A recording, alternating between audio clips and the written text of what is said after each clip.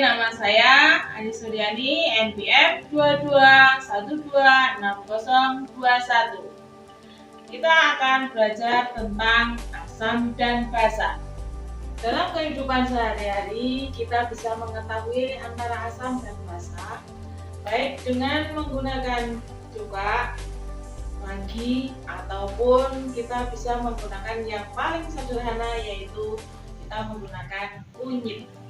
Nah, dari situ kita mendefinisikan bahwa basa sebagai suatu zat mampu menghasilkan ion hidroksida saat dicampurkan ke dalam air.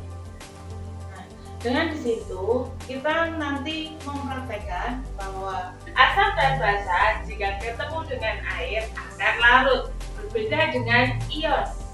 Ion tidak akan larut. Menurut teori Bronsted-Lowry, teori asam yaitu yang pertama kali dicetuskan pada tahun 1923 oleh ahli kimia dari Denmark bernama J.N. Bronsted dan ahli kimia asal Inggris T.M. Lowry mengungkapkan bahwa asam basa terdiri dari berbagai macam larutan. Kemudian keduanya menghasilkan atau mendonorkan ion H+ atau donor proton, sementara basa adalah zat yang menerima H+ atau akseptor proton.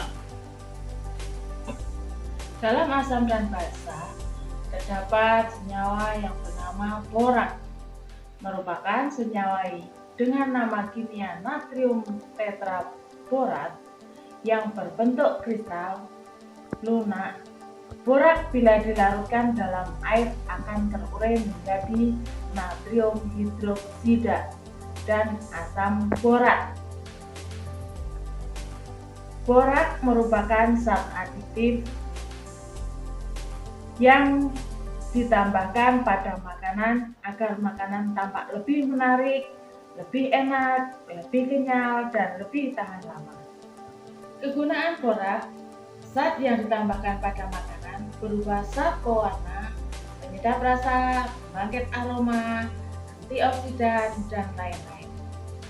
Biasanya bahan tersebut tidak bernilai gizi, tapi ditambahkan pada pembuatan dan pengaturan makanan untuk mempengaruhi dan mempertahankan fisik sifat khas makanan tersebut.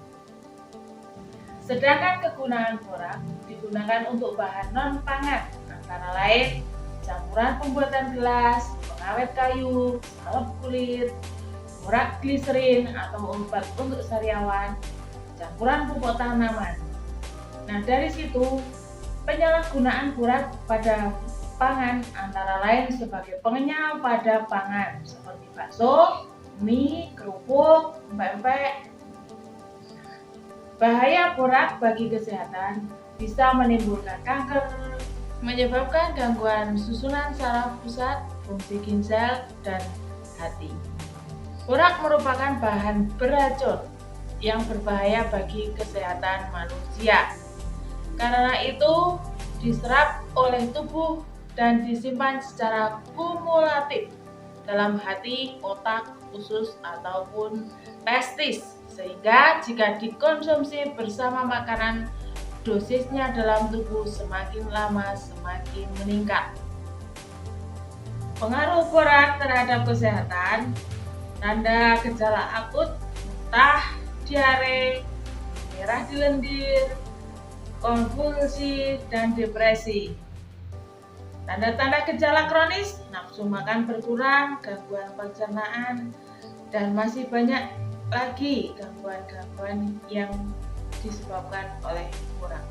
Tujuan dari praktikum ini supaya siswa mengurangi makanan yang mengandung borak. Contohnya mie, bakso, ciki-ciki, kerupuk. Pada praktikum ini kita menggunakan alat dan bahan antara lain Alat-alatnya: satu, pisau digunakan untuk membersihkan kunyit. Yang kedua, gelas.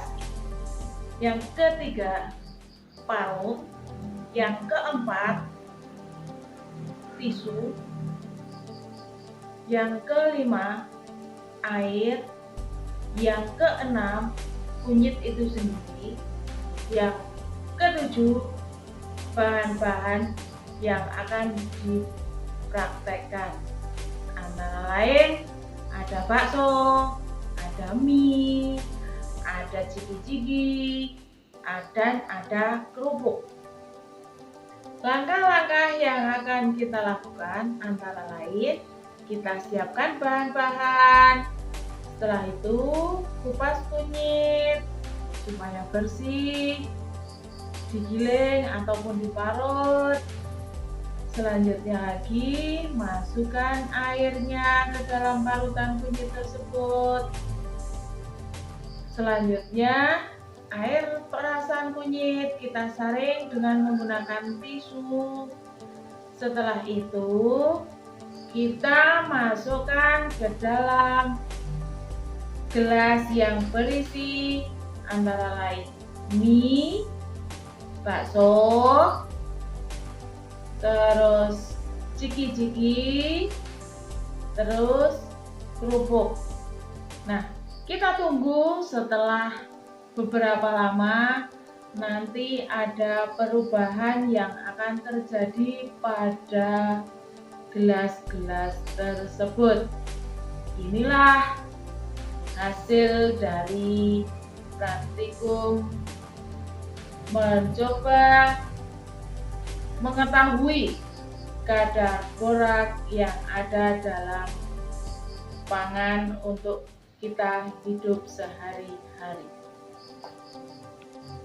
Dari praktikum di atas, kita simpulkan bahwa sebenarnya dalam kehidupan kita sehari-hari, kita bisa mengetahui bahwa makanan yang kita makan itu mengandung borak atau tidak secara sederhana dengan menggunakan bahan yang ada, yaitu air kunyit. Sekian pembahasan dari praktikum asam dan basa dari saya. Kami ucapkan terima kasih. Assalamualaikum warahmatullahi wabarakatuh.